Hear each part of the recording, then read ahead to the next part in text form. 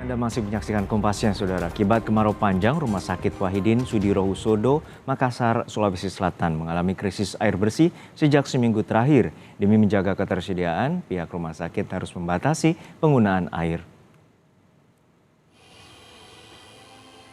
Kemarau panjang yang terjadi sejak 3 bulan lalu membuat warga Kota Makassar, Sulawesi Selatan mengalami kekurangan suplai air bersih. Bukan hanya warga, fasilitas kesehatan seperti Rumah Sakit Wahidin Sudirohusodo juga ikut terdampak.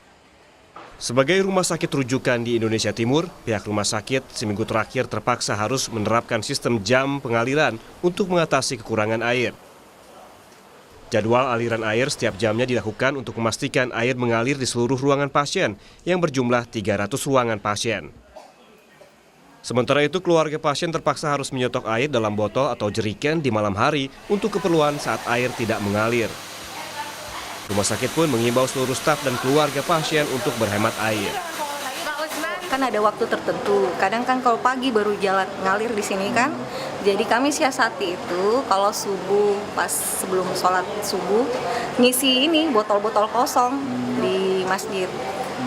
Alhamdulillah masih ngalir di situ. Kalau misalnya di waktu-waktu lain bisa di kamar mandi ICU, di situ juga masih bagus ngalir.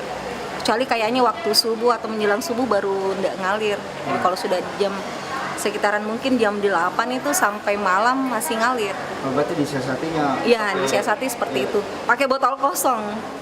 Pihak rumah sakit mengaku telah mencari sumber air tambahan dari luar, baik swasta maupun juga pemerintah, tetapi hingga kini belum membuahkan hasil.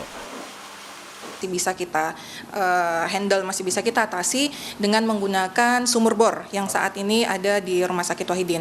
Jadi untuk kebutuhan biasanya itu kita menggunakan sekitar 500 kubik air per hari. Tetapi dalam kondisi kekeringan ini memang ada penurunan, kami hanya bisa mampu menyuplai 200 kubik per hari. Tetapi ini kami gunakan dari sumur bor, ada 6 titik sumur bor di Rumah Sakit Wahidin, dan ini masih cukup untuk memenuhi kebutuhan pelayanan. Meskipun tentunya ada penyesuaian yang harus dilakukan seperti penjadwalan dan efisiensi penggunaan air di rumah sakit. Untuk menjaga suplai tetap tersedia, pihak rumah sakit memaksimalkan 6 titik sumur bor untuk memasok air pada bangsal prioritas seperti kamar operasi, ruang cuci darah, ruang sterilisasi alat, ruang cuci, ruang gizi, dan ruang IGD. Tim Liputan, Kompas TV, Makassar, Sulawesi Selatan. Untuk mengetahui kondisi terkini krisis air bersih di Rumah Sakit Umum Pusat Wahidin Sudirohusodo, kita terhubung dengan jurnalis Kompas TV, Linda Wirawan dari Makassar, Sulawesi Selatan. Linda, hingga saat ini bagaimana upaya mengatasi krisis air bersih di Rumah Sakit Sudirohusodo?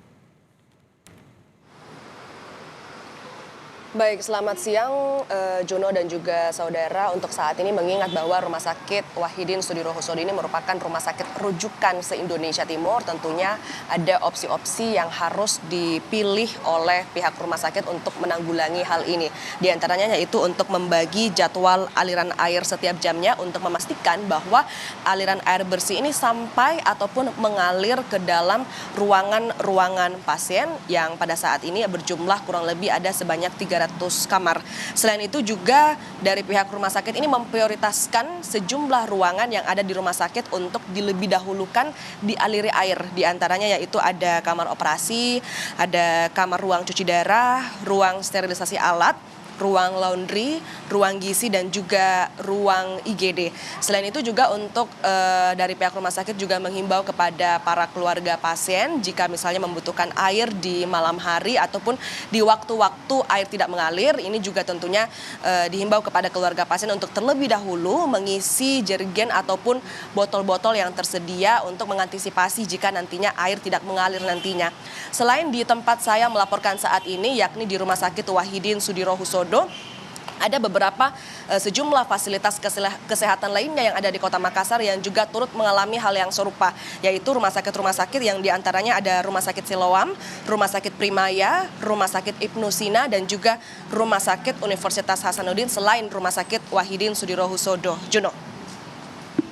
Linda, hingga saat ini bagaimana dengan kondisi suplai air baku ke PDAM? Apakah masih parah dan juga kondisinya tidak bersih atau tidak bagus untuk dikonsumsi? Baik Juno dan juga saudara, untuk masalah sumber air baku saat ini memang masih agak cukup sulit mengingat bahwa dari 5 instalasi pengelola air yang ada di Kota Makassar, 3 diantaranya ini berhenti beroperasi. Di antaranya yaitu ada IPA 2, IPA 3 dan juga IPA 4 yang berhenti beroperasi, sehingga untuk saat ini hanya ada 2 IPA yang beroperasi di Kota Makassar. Bahwa yang paling banyak mengaliri air juga ada di IPA 2, ada sebanyak 14 kecamatan yang harus dialiri, dan untuk IPA 2 dan IPA 3 ini juga sumber air bakunya berasal dari bendungan Leko Pancing yang di mana sumber air bakunya ini menurun drastis. Sedangkan untuk IPA 4 ini sumber air bakunya berasal dari Sungai Jeneberang yang mengalami peningkatan kadar klorida.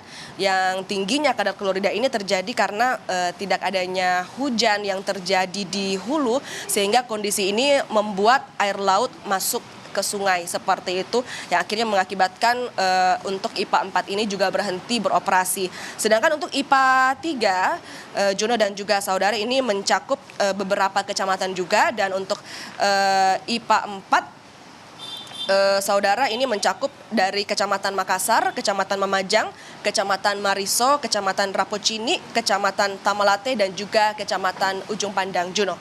Kita harapkan pihak rumah sakit dapat mengatasi krisis air bersih yang dialami di Rumah Sakit Wahidin Sudirohusodo. Terima kasih atas laporan lengkap Anda, jurnalis Kompas TV, Linda Wirawan dari Makassar, Sulawesi Selatan.